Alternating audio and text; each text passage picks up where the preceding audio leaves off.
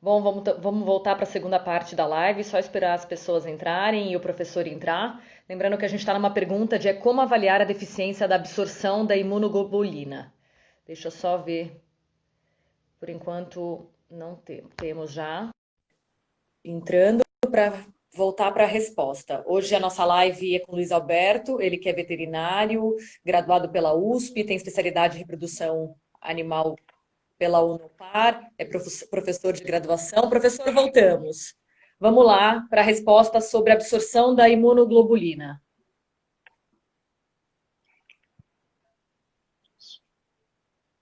Só testa um pouco sua conexão, acho que está um pouco cortando.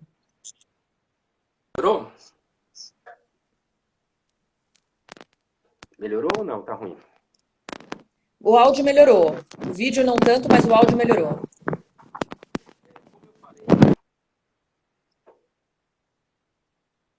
Não, está travado, professor.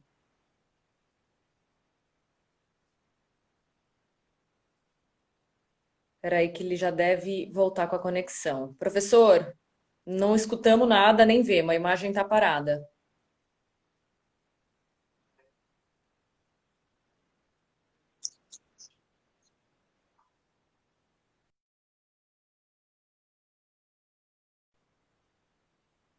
Vou convidar ele de novo, só um pouquinho, que a conexão dele estava realmente ruim, para a gente voltar ao assunto. Só mais um pouco, ele deve estar reconectando.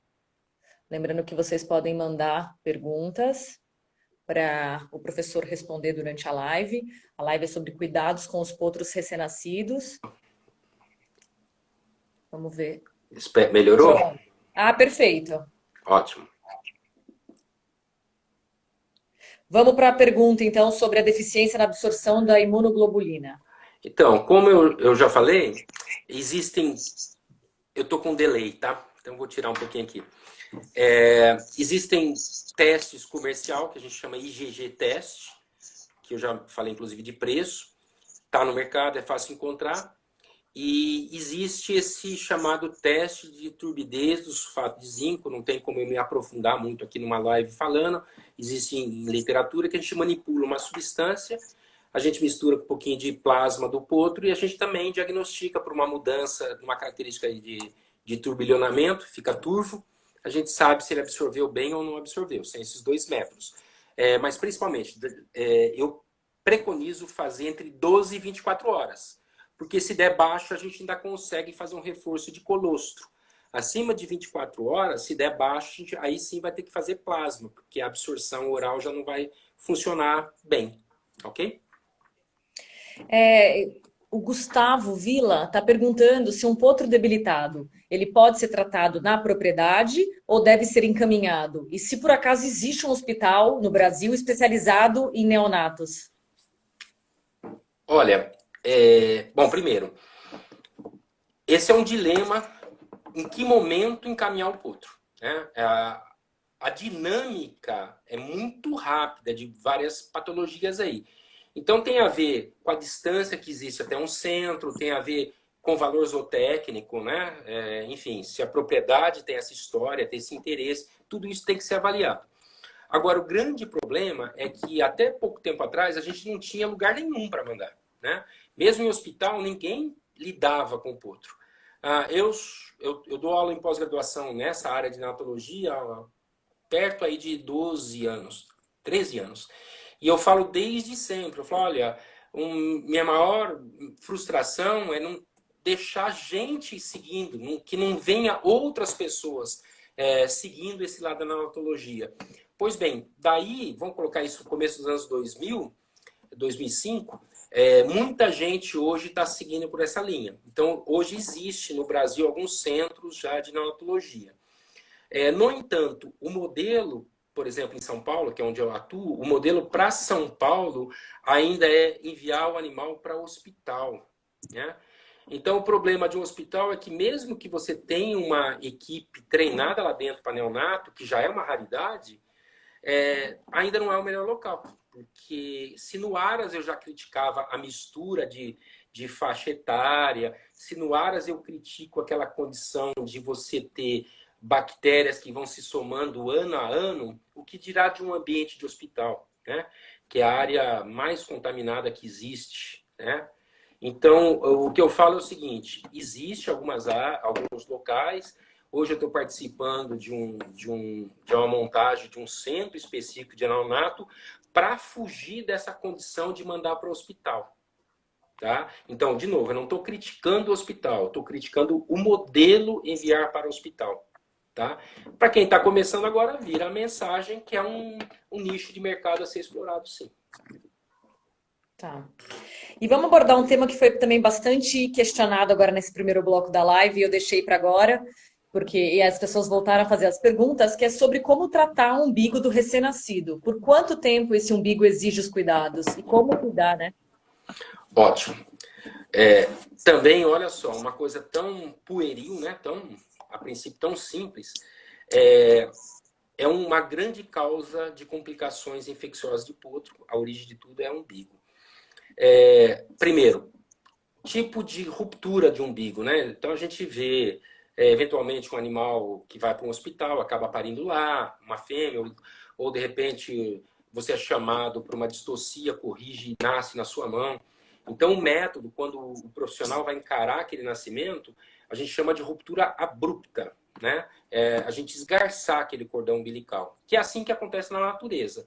A fêmea, em algum momento, ela levanta, esgarça aquele cordão, né? Isso faz com que os vasos se contraiam, exista pouca hemorragia, e mais do que isso, as bactérias não têm uma possibilidade de entrar muito facilmente, tá? Então a gente simula isso. Na sequência, com que drogas queimar ou seguir fazendo a higiene? Em termos de Brasil, o que funciona melhor é iodo fraco. Iodo, solução, tintura de iodo, até no máximo 5%, 3 a 5%. A gente ainda hoje vê propriedades falando de usar iodo 20%. Iodo acima de 5% provoca o que eu chamo de efeito casca de machucado. Aquela criança, né, de interior, que você se machucava muito o joelho jogando futebol, subindo em árvore, a gente sabia que formava aquela casquinha, o ferimento estava até bonitinho. Na hora que você tirava a casquinha, você notava que embaixo estava inflamado. Então, o iodo muito forte provoca esse efeito casquinha, tá? Por quanto tempo curar? Até cair o umbigo. E esse é um grande problema. Qual é o tempo normal para cair um umbigo? Por volta de 2 semanas de vida.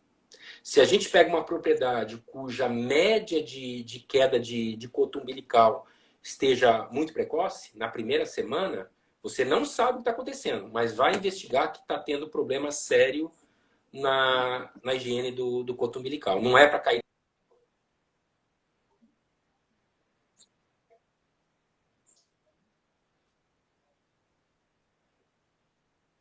Professora, a conexão. Tá me escutando? Ok. Deu uma cortadinha nesse final, mas deu para entender.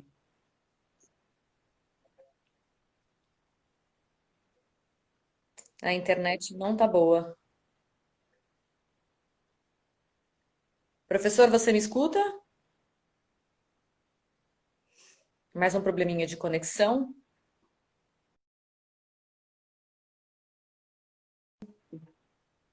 Espera aí que ele saiu. Vamos chamar de novo para o professor continuar conversando com a gente sobre os cuidados, né, fundamentais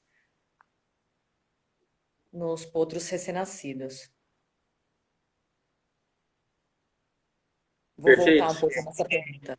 Melhorou? Professor, volta um pouquinho. Melhorou, agora tá bom. Volta um pouquinho só porque o finalzinho ficou muito cortado e não deu para entender. Então, o que eu falei é que eu não sei o que você chama de finalzinho, então vamos lá. O ideal é que esse umbigo, na média, ele venha a cair por volta de 2 semanas. Se Isso. eu pego uma propriedade, a gente nunca fala no indivíduo, a gente vai falar na propriedade. Propriedades cuja média de queda de cordão umbilical seja menos que 2 semanas, a gente começa a desconfiar que esteja acontecendo alguma coisa de errado, tá?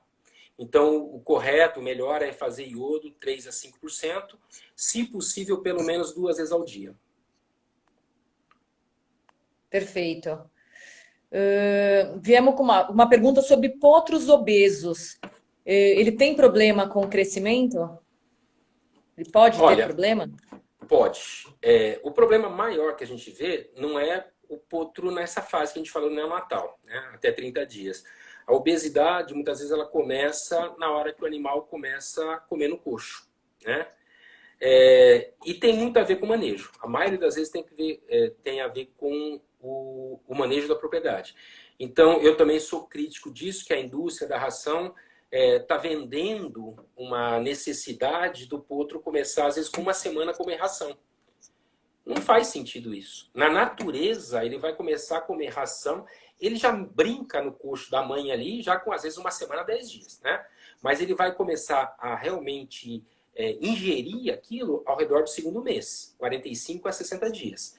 Então, via de regra, a não ser que a égua tenha algum problema em particular, não faz sentido a gente suplementar um potro abaixo de 45 dias. A gente estipula 45 dias para dar um período de adaptação para o indivíduo, para contar que com 2 meses de vida, aí sim a produção do leite está caindo e a necessidade do potro está subindo. Essas duas curvas se encontram, uma caindo e outra subindo, ao redor de 60 dias. Tá? Então, a maioria dos potros muito gordos ocorre nessa faixa etária. Para algumas raças, eu não sei o colega que fez a pergunta, enfim, o problema maior de potro obeso que eu tenho notado é o quarto de milha. E tem a ver com uma cultura de se encocheirar o animal no desmame. É desastroso. Para o quarto de milha é desastroso. Você vai ter problemas de conformação, não é só o sobrepeso em si, né? O dano que ele vai trazer. Má formação da parte óssea, má formação da parte tendínea. Então, eu não sei se eu respondi a pergunta, mas o problema maior, como eu falei, eu tenho visto em superalimentação ou já precocemente, ou principalmente ao desmame, tá? Nessa fase de neonato, aí até 60 dias, eu não tenho notado isso, não. Tá. E acho que um aluno do senhor perguntou, acho que foi acabando o primeiro bloco, para você avaliar um pouco e falar da importância de ter um banco de colostro na propriedade. E aí eu já aproveito e emendo numa outra pergunta de como fazer o reforço do colostro. Reforço de colostro. Não sei se eu entendi muito bem a pergunta, mas vamos lá. Também é um tabu. O banco de colostro ele deveria ser feito em toda a propriedade. O que é um banco de colostro? É justamente você manter uma reserva de colostro que você coleta dentro da sua propriedade de outras éguas prenhas. Por que dentro da propriedade? Porque existe uma identidade do anticorpo daquele colostro com o seu ambiente, né? Então não adianta eu adquirir um colostro que veio de um aras de 300, 500 quilômetros, né? Que é o mesmo problema de plasma hiperimune. Não adianta eu adquirir um plasma hiperimune eventualmente lá no Pernambuco e eu compro aqui em São Paulo, né? Aquele anticorpo que está no plasma é muito diferente da minha realidade de uso. Então, para o banco de colostro é o mesmo raciocínio. E qual que é a barreira de fazer um banco de colostro? Primeiro, é a cultura da propriedade, vamos chamar de propriedade, pode ser do colega, pode ser realmente do proprietário, nossa, mas eu vou estar tirando da égua e vai fazer falta para aquele potro. E não faz. A gente vai tirar uma pequena quantidade, subentende-se uma mamadeira, 250 ml, 200 a 250 ml. E a gente vai evitar tirar de éguas muito velhas, que a qualidade do colostro cai mesmo, e de fêmeas primíparas, no primeiro parto. Primeiro porque ela é mais irritadiça, ela pode reagir, enfim. Em cima dessas duas exceções, a gente pode, na segurança, tirar 250 ml por indivíduo. E quanto que um potro precisa de um colostro de boa qualidade? Entre 1 litro e 1,5 litro.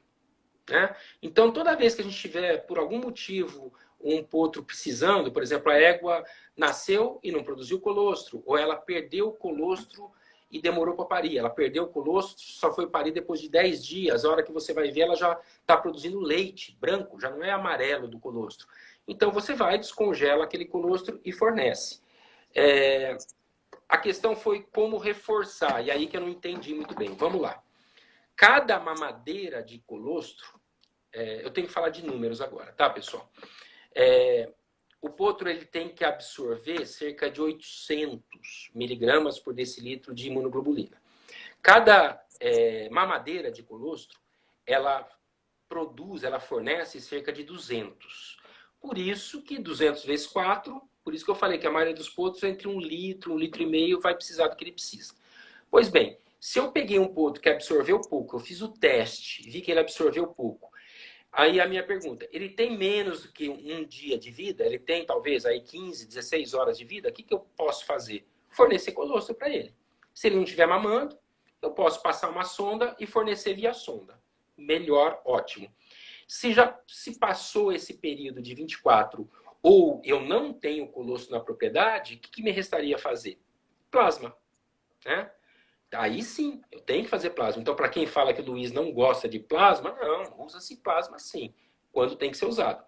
Aí, para cada litro, olha só, pessoal, cada litro de plasma, você vai aumentar cerca de 150, fazendo na veia. Você vai aumentar cerca de 150, no máximo 200. Resumindo, 1 litro de plasma na veia te dá o que uma mamadeira de colostro te daria. Né? Então, por isso que... E outra, para você dar 1 litro de plasma num potro, você não vai poder fazer isso direto. Você vai matar esse potro. Você vai fazer no máximo meio litro, ter que parar, esperar algumas horas, pegar aquele indivíduo de novo e descer mais meio litro. Você vai perder o dia inteiro com aquele potro. Né? E se você tiver um banco de colostro na propriedade, você faz uma mamadeira em 1 minuto. Você administra aquilo numa sonda, por exemplo, em 1 minuto. Ok? Ok. Veio uma pergunta, também não achei, mas eu notei aqui o princípio dela, que é sobre transfusão sanguínea em neonatos e potros. O que o senhor fala sobre esse assunto? Bom, vamos lá. Tem que fazer, muitas vezes, sim.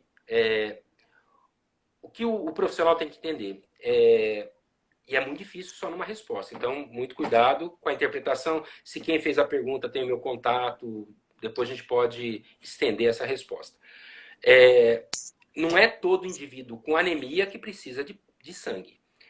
Ainda, o melhor estímulo para produzir a hemácia, o glóbulo vermelho, ele estar em falta. Então, se eu pego um potro... Então, vamos lá, vamos dar dados aqui. O hematócrito normal de um potro é por volta de 36 a 40. Se o potro está com 25, ele precisa de uma transfusão? Provavelmente não. A não ser que aquela perda ocorreu em 1 hora. O potro se cortou, você viu que ele se esvaiu em sangue. Então, ali ele vai precisar de uma transfusão. Agora, não, é um potro que ele está caindo. Você mediu o hematócrito, ontem estava dando 35, hoje está dando 30, amanhã está dando 29. Aquele potro vai precisar de transfusão em que momento? Enquanto o hematócrito não baixar a 12, o potro não corre risco de vida. Então, perdas crônicas entende-se dias para ela ocorrer. A gente coloca como 12 a necessidade para transfusão. Agora, perda aguda, qual que é o parâmetro nosso? Clínica. O animal está com insuficiência respiratória, está com taquicardia, né? Então, provavelmente você vai fazer uma transfusão. O medo de fazer a transfusão é mínimo. A maioria dos grupos sanguíneos ocorrem com quase o mesmo tipo, ou poucas variações de tipo sanguíneo. Então, a possibilidade de eu fazer uma transfusão, aquele potro ter uma reação àquele sangue, não digo que seja desprezível, mas se eu avalio que ele está precisando, o meu custo-benefício é fazer a transfusão. Tá? E quanto, usando esse parâmetro de 12, né? Quanto que eu faria de transfusão? Vamos pensar aí num potro por volta de 40, 50 quilos. 1,5 litro vai te subir o hematócrito de 12 ao redor de 20, 21, que é um parâmetro de segurança para você. Perfeito? Tá, perfeito. Algum aluno, Camargo Bruno, perguntou assim: ainda existe muito receio da fluidoterapia de maneira intensiva em potros, em caso de diarreia, asfixia, etc. Poderia nos contar um pouco sobre a sua prática desse tema? Vamos lá.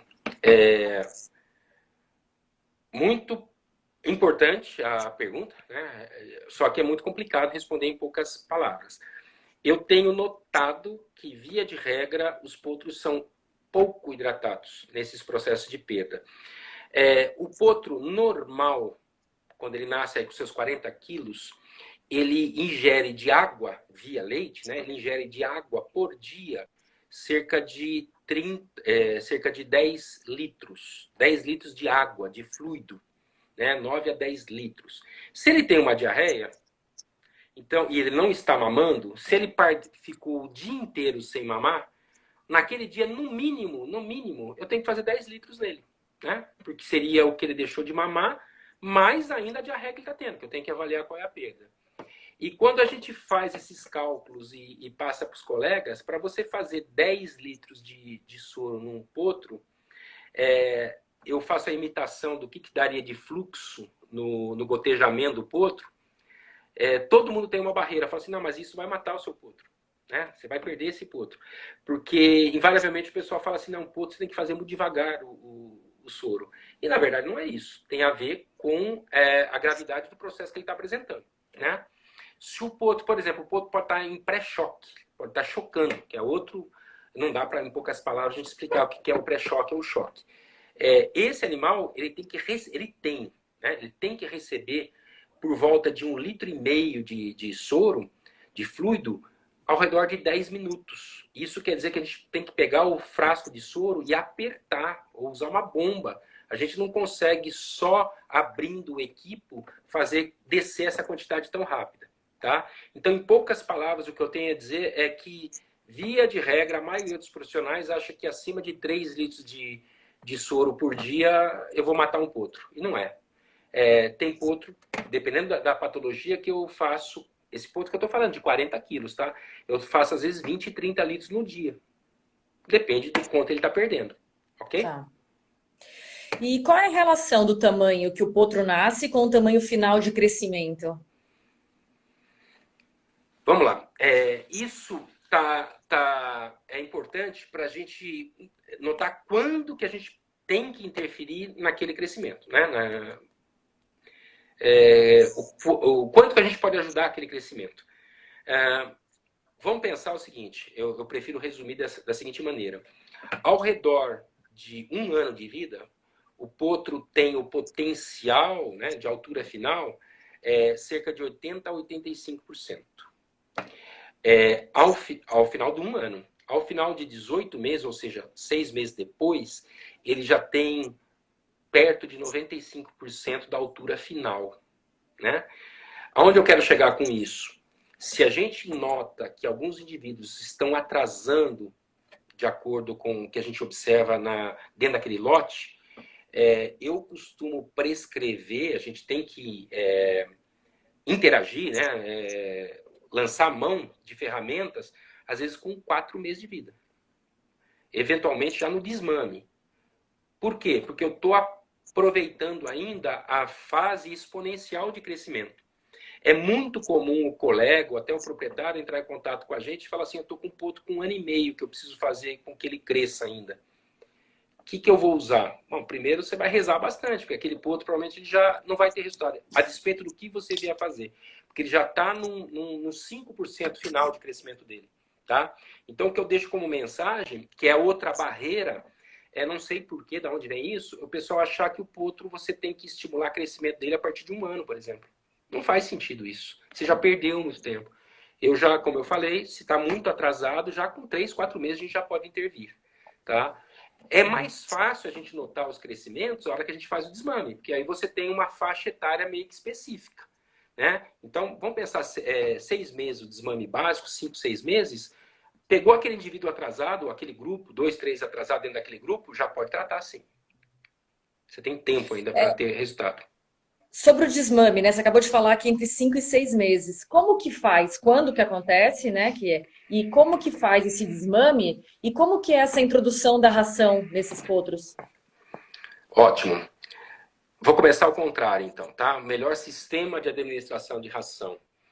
Eu não posso falar em certo e errado, tá, gente? Eu falo que é o mais indicado. O mais indicado é o sistema do CRIP. O CRIP é um dispositivo que você pode adaptar, não existe, você não vai em algum lugar comprar um CRIP. Eu vim aqui comprar um CRIP. Você adapta na propriedade. Basicamente é uma área onde os potros têm acesso e a mãe não. Então, normalmente você faz isso com réguas, né? A égua não passa por baixo e o potro consegue passar. E eu gosto do CRIP porque ele socializa os indivíduos, os potros começam a se afastar um pouquinho mais da mãe. Então eu falo que o sistema CRIP já é uma adaptação para o desmame, ser menos problemático. O CRIP eu começo sempre que possível fazer por volta de 45 dias, que nem eu falei para vocês, eu já começo a introduzir para o potro ir lá brincar, ele mais desperdiça a ração do que propriamente come. Mas ali aos 2 meses que ele vai realmente ter fome, ter necessidade, ele já está acostumado com a textura da ração, com a presença dos colegas próximos, então ele já adapta-se bem. Bom, desmame. Hoje, com a qualidade, se alguém de repente avaliou que eu falei mal da indústria de ração, agora eu vou tecer um grande elogio. As rações no Brasil melhoraram muito nos últimos 20 anos. Então, hoje, a gente pode, se houver necessidade, desmamar um potro sem prejuízo na altura e peso final, ao redor do 3º mês de vida. Mas ninguém vai fazer isso, se não houver necessidade absoluta. 4 a 6 meses, não existe diferença nenhuma em relação a peso e altura final. Perfeito? E a gente fala em 6 meses, mas por que eu poderia tentar, de repente, antecipar? Vamos pensar que eu tenho um lote grande e teve um desgarrado. Tá me dando, olha, eu estou tendo que ficar com um piquete por causa de um potro. O resto já está tudo desmamado. Que idade tem esse potro? Ele tem 4 meses e meio. Desmame. Não vai ter problema. Outra condição. Meu potro tem 4 meses, a égua não emprenhou e ela está perdendo peso. O veterinário de reprodução sabe disso. Essa égua tem um problema sério para emprenhar. Fêmea em lactação, perdendo peso, perdendo estado, ou para de ciclar, ou cicla e não emprenha.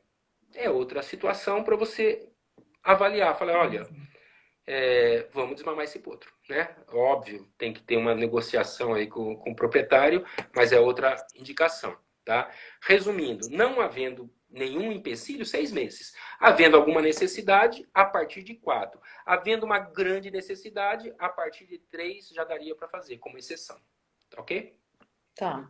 O Wellington está fazendo uma pergunta.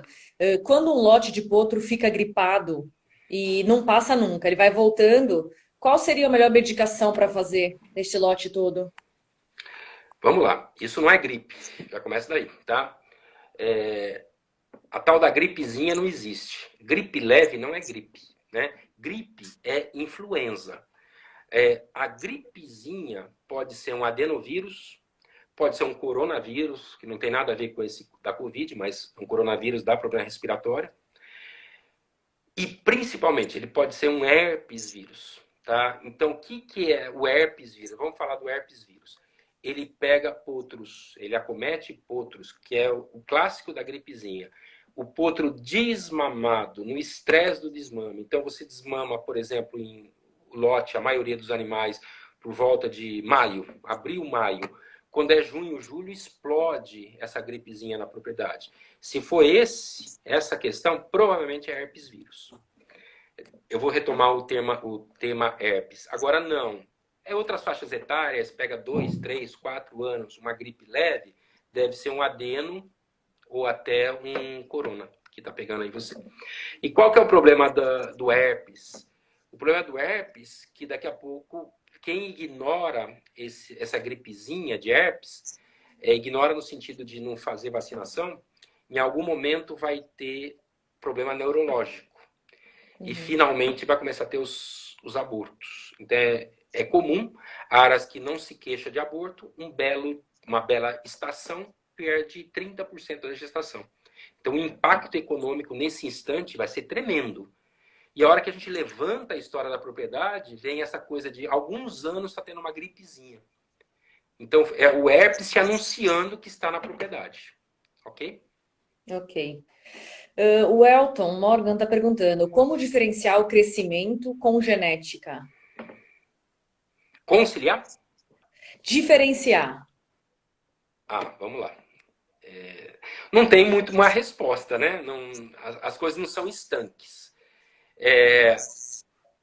A genética da maioria das raças tem a ver com uma procura de um padrão mínimo de crescimento, de altura, ganho de peso, enfim.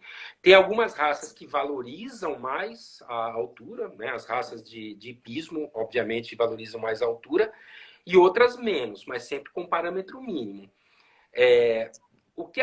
Por isso que eu falo sempre de você comparar a geração, né? Os que estão no grupo. Então, lógico, se vamos pensar que uma propriedade cria várias raças, você vai ter inúmeros padrões de crescimento, né? Então, o que a gente pondera? Eu tenho 2 potros com idade próxima. Um deles está ficando para trás. Daí, esse que está ficando para trás tem uma história de diarreia, tem uma história de uma pneumopatia, foi tratado, sofreu, a mãe dele não produziu muito leite. Ele já está indicando que aquela deficiência não é pela genética. É uma intercorrência de um problema que ele teve. Tá? Ainda, você às vezes faz uma observação dentro da propriedade. Nossa, aquele potro está desenvolvendo menos. Aí sim, o geneticista, normalmente o proprietário, vai falar: aquele animal é produto do acasalamento A com B e realmente eles produzem potros menores. Então passa a ser um indicativo de um potencial genético para ter uma altura menor. Resumindo, é todo um conjunto de fatores. Agora, não. Isso é o pior dos horizontes. Eu tenho notado que esse ano o meu grupo de potros está próximo de nascimento e todos estão menores do que esperado. Você está com problema sério na propriedade. Passando por verminose, eventualmente por verde, né, por qualidade de capim, e muitas vezes pelo concentrado. Mudou ração, não mudou ração, o que pode estar acontecendo? Então, assim, não tem uma resposta para falar, é multifatorial, é uma questão de estudar. Tá. E qual a recomendação para estimular o crescimento? Ó, numa live não é não querer, né? É não poder. Então eu vou falar do conceito, né? Que também é uma quebra de paradigma. Num passado não muito distante, né, ainda tem muita gente que coloca isso, como eu falei, é assim, não se mexe com o crescimento de potro muito novo. Não, é justamente onde você tem que intensificar. E daí, quando a gente começa a falar de drogas, todo mundo lembra do hormônio de crescimento. Ele está crescendo pouco, então eu vou usar o hormônio de crescimento. Não está errado o raciocínio, perfeito. Só que tem muito hormônio de crescimento falsificado no mercado. Tá? Muito, muito, muito. Por conta disso, muitas vezes o resultado, a gente é difícil avaliar o que não teve resultado pela droga ou não teve resultado porque a droga não era boa, né? Por conta disso, já há alguns anos, eu comecei a usar anabolizantes, tá? Que é uma quebra de paradigma, porque todo mundo acha que anabolizante você só pode usar em animais adultos. Não, tá errado, não. Tem que saber usar, como eu falei numa live, a gente não consegue falar, não é que eu não queira, não consigo mostrar uma tabelinha das drogas, porque o erro de interpretação pode ser muito problemático, né? Daí, normalmente, qual que é a resposta do colega? Anabolizante, mas eu sempre ouvi falar que anabolizante diminui o crescimento. O animal vai ficar muito forte, mas baixo. Não, depende justamente de dose e o regime que você está aplicando do anabolizante. Você faz alguns desafios e interrupções. Dá para entender? É como se fosse traço, ponto, um código Morse. Você não faz uma linha contínua de tratamento. Aí sim você pode ter uma interrupção de crescimento. A gente faz estímulos. Aí se eu fizer anabolizante e hormônio de crescimento, joia, não tenho nada contra. Você só está inflacionando o seu tratamento, que vai ficar muito mais caro. Tá, lá, já teve essa pergunta, que hormônios não podem distorcer o crescimento? O que seria distorcer o crescimento? Já falei, pode interromper o crescimento se você faz a dose errada. E outra, pessoal, o crescimento, vamos encarar como sendo um prédio em construção. Um animal em crescimento é um prédio em construção. Se alguma coisa estiver errado nesse prédio, você pode ter problema de colapso da sua estrutura do prédio. Do ponto de vista de formação do potro, o que seria isso? O potro que começa a entortar, o potro que começa a ter inflamação nas articulações, que a gente chama de fisite, tá? Isso tem a ver com alimentação, tem a ver com outros manejos deficitários. Então, a gente, para estimular o crescimento com drogas, a gente tem que tirar a variabilidade de falhas nutricionais na propriedade, tá? Tá. Então, é uma verdade, pode dar problema sim. Perfeito? Como tratar um potro subdesenvolvido? Hum? Como tratar um potro subdesenvolvido? Não, eu entendi a pergunta, mas eu fiz porque É difícil. é muito complexo. Na verdade, é muito complexo. Primeiro, da onde vem esse subdesenvolvimento? É da mãe, né? Como eu falei, a mãe que tinha pouco leite. Que remete a gente pensar que a mãe tem pouco leite? O que é mais comum? Fêmeas ou muito velhas ou em primeira cria, elas podem ter menos leite. O potro foi normal ao nascimento e começou a perder estado? Então, se remete mais realmente à mãe. Não, ele teve uma diarreia e daí ele nunca mais ganhou peso. Ele deve ter ficado sequelado, existem sequelas de absorção decorrentes do problema, provavelmente da diarreia que ele teve. Não é só ele. Tem muitos animais dentro do lote. Vai me remeter a problemas, déficits de manejo. Tá? Então, assim, de novo, é pesquisar. Esse animal tem, esse indivíduo, caso seja um indivíduo, ele está anêmico. Você tem uma resposta hematológica? Você teve um hemograma? Não. Às vezes, é até boa essa pergunta, porque às vezes o colega interpreta, eu fiz uma pergunta para o Luiz lá, ele não quis resolver para mim. Não, eu não consegui resolver. Porque a hora que você pergunta, esse potro teve alguma patologia? Não lembro. Não sei. Veio agora. Tá, como é que tá o hemograma dele? Não tive autorização de fazer hemograma. A gente não pode ajudar, né? Porque falta subsídio. Agora, tirou fator infeccioso, né? Tem história, aí sim você consegue ajudar, saber onde que você pode interferir. Legal? Tá. Perguntaram se o senhor já teve algum caso de obstrução esofágica com ração nos potros e como Bastante. resolver, como prevenir, Bastante. se é que dá. Então, primeiro, tem algumas raças mais predispostas, tá? As raças que têm árabe, elas são mais predispostas. Existe uma deficiência relativa aí da raça árabe. Então, árabe, anglo-árabe tem uma tendência, não só no potro, no adulto também. Quando a gente pega isso no indivíduo, a gente vai tentar ver o que está acontecendo com ele. Pode ser dente, né? Agora não, vários animais estão tendo isso. De novo, é manejo. Entende-se por manejo. Pode ser que a ração esteja representando mais do que ela deveria como nutrição. Então, a hora que você fornece, o potro, desesperado, ele vai comer demais. Né? Propriedades que fornecem para um potro alimentação uma vez ao dia. Vai ter problema, provavelmente, de compactação esofágica. Tá? Outra causa bastante comum, problema com aguada, com água. Né? Animal que vem com a boca seca, porque a aguada é muito distante da área de alimentação, a gente sabe que o animal começa a encostar na área do alimento pela rotina que ele tem. Né? Se ele come todo dia perto das 7, 8 horas da manhã, quando é 6h30 ele já começa a encostar ali. Se a aguada tiver 1 quilômetro daquela área, até ele receber aquela ração, ele provavelmente está com ressecamento das vias. Aquilo pode estar favorecendo a compactação. Tá? E mais do que isso, tá, pessoal? É um tema também bastante complicado falar, mas não vou, por mais que me peçam, mas tem algumas marcas de ração que dão mais problema de compactação. Então tem a ver com algumas formulações. Tá? Eu tenho as minhas verdades, eu fico com elas. Eu não vou cair na besteira de falar quais seriam essas rações aí, não. Legal? Tá. Éguas com pouco leite, é melhor o desmame mais cedo? Joia. Ótima pergunta. Se esse pouco leite vem logo no parto, é diagnosticado logo no parto, nós temos algumas drogas para estimular, a gente fala inibidores da dopamina. Quando a gente inibe a dopamina, a gente estimula a prolactina, que é um lactogênico. Se isso resolver em poucos dias, legal. Agora, lembram-se do exemplo que eu dei da égua muito velha, que o potro começa a atrasar e a égua começa a perder estado, para de ciclar com 2, 3 meses. Eu recomendo ou já desmamar ou começar a realmente fornecer.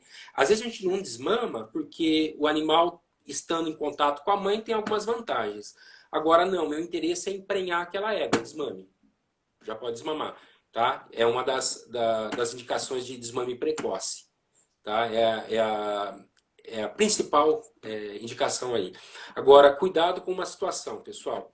Se a égua é a primeira cria, tem pouco leite, eu estimulei, como eu falei, fiz os lactogênicos, não surtiram resultado.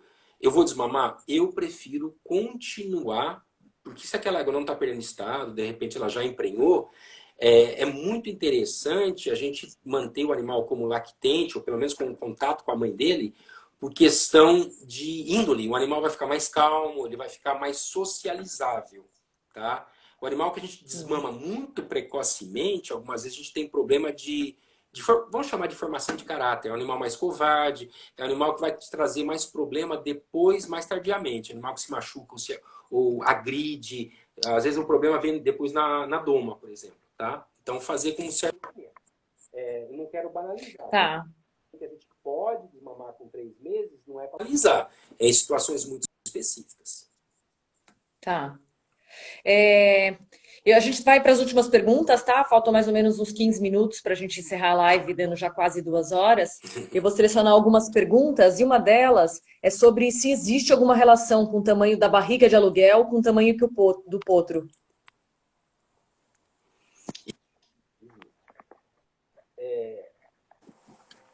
Sempre, né? A gente procura acoplar ou mensurar o padrão da raça com o padrão da sua receptora, da sua barriga de aluguel, né? Não é absoluto isso, tá? Então, cuidado de criticar. Às vezes um colega, você manda um embrião para uma central, olha, veio com uma égua muito pequena. Eventualmente era o que tinha naquele instante. Normalmente acontece isso muito no Professor, o seu áudio ficou um pouco mais baixo. Eu acho que a minha conexão melhorou. tá melhor. Tá super melhor. Melhorou. É a minha conexão aqui. Bom, vamos lá. Então, normalmente, extremos de temporada, ou muito no começo, ou muito no final, às vezes se coloca no que tem, né? Mas existe sim uma relação. Então, cuidado só com isso, pessoal. Imagine uma raça muito leve, eu dei até um exemplo, de árabe. Eu colocar numa fêmea de 800 quilos, um potro árabe. Isso não é interessante também. Então, não é porque você tem lá a possibilidade de colocar numa égua muito grande que você vai colocar. Tá? Às vezes a égua é tão grande, vamos pensar no exemplo do árabe, poderia ser, às vezes, um mangalarga machador.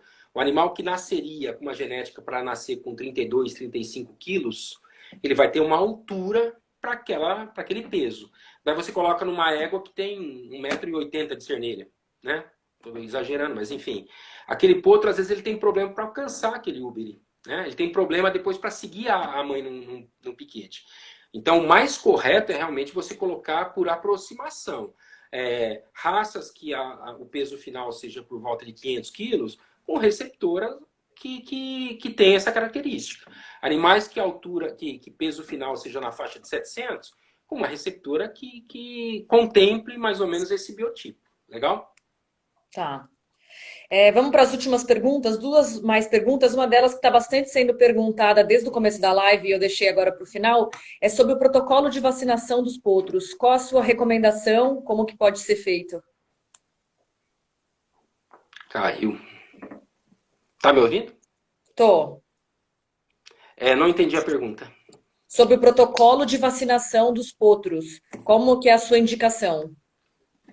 Tá. Início das vacinações. Só uma exceção aqui, tá, pessoal? Para live não dá para falar. Eu gosto, já que eu falei que eu não uso rodococos na égua prenha, mas eu gosto de vacinar para diarreias, para prevenção de algumas bactérias que causam diarreias. Já na égua prenha. Nesses animais, eu vou fazer no potro com 60 dias. Já começa a minha vacinação pensando, a gente chama de bacterinas, tá? Isso com 60 e depois reforça com 90. Acabou. Na sequência, por volta do desmame, a gente já começa 4 a 6 meses, né? Que é a área do desmame. A gente já parte para gripe, para raiva, evitar fazer raiva antes dos 4 meses. Você pode ter algumas alterações neurológicas decorrentes da vacinação. E o tétano normalmente vem junto já com a própria égua. Se a égua é vacinada, né, se a mãe é vacinada, a gente se preocupa com fazer o tétano justamente quando faz as vacinas polivalentes ao redor do 4º ao 6º mês. Se o animal, a mãe, não recebeu o tétano, é fazer o toxoide, né? Não a vacina, fazer o anticorpo, e depois vacinar esse animal com 60. Mas, na minha realidade criatória, a maioria das éguas já são vacinadas para tétano. Então, a gente vai se preocupar com tétano no potro ao redor do 4º ao 6 meses, ao redor do desmame, tá? Depois disso, são os reforços anuais. Tá. Uma pergunta sobre farelo de soja e whey protein melhoram a qualidade do leite? Olha, existe muita... Eu não posso falar nem que sim, nem que não. Para cada lugar que a gente vai, tem uma receita, tá? Tem a receita que fala que rapadura é bom. No Nordeste, eles falam que rapadura é bom como lactogênico. Você vai para o Sul, eles falam muito em cevada, né? Porque lá tem muito. Também no Sul, no Paraná, soja. Perdão, me fugiu o nome agora. A gente vai ficando cansado.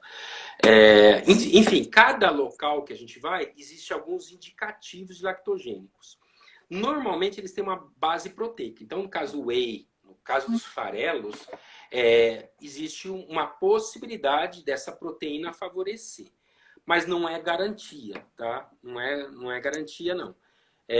Grande parte dos animais que tem a insuficiência, se for um bloqueio da prolactina, se resolve com drogas específicas. Daí vai acontecer a lactogênese aí normal. Outras categorias têm a ver com falhas de nutrição no último terço de gestação. Esses animais, se o animal nasce com uma deficiência, se o produto nasce de uma mãe que perdeu peso no final da gestação, pessoal, vocês podem levar ela para a churrascaria para ela comer. Ela não vai ganhar peso. Tá? A despeito do que você faça. Ela se entrega tanto para o leite, se ela já estiver perdendo peso, o metabolismo dela se desgasta de uma maneira que, independente do que você der, ela não ganha peso. Ela vai começar a ganhar peso ali pelo final do 3º, 4º mês, quando a lactação normalmente já está caindo mesmo. Tá? Então, assim, cada local, alfafa, que eu não lembro. Então, no Paraná, o Rio Grande do Sul, eles falam que a melhor coisa para produzir leite é alfafa. Então, resumindo, não tem uma resposta. Eu não posso falar que não funciona. A gente tenta de tudo, né? Então, quando a gente precisa, a gente vai recomendar assim. Tem alfafa na propriedade? Vamos fazer alfafa. Tá? Tem tal coisa? Farelo de aveia? Tem? Vamos fazer. Tá? Mas eu não posso falar qual que é melhor, qual que é pior. E para encerrar, tem uma pergunta do Mané de Deschamps perguntando se a receptora tem influência psicológica sobre o potro e se pode influenciar na índole do potro. Ótima pergunta, ótima pergunta. Uma ótima pergunta exige uma ótima resposta. Talvez não seja tão boa assim. Existem indicativos. Tá? Eu vou dar um exemplo do grau de interferência que a gente pode ter, que tem a ver com o que eu falei de fazer plasma precocemente. Pessoal, a índole do potro tem a ver com estímulos negativos nos primeiros momentos de vida. E isso é de trabalhos da neonatologia humana.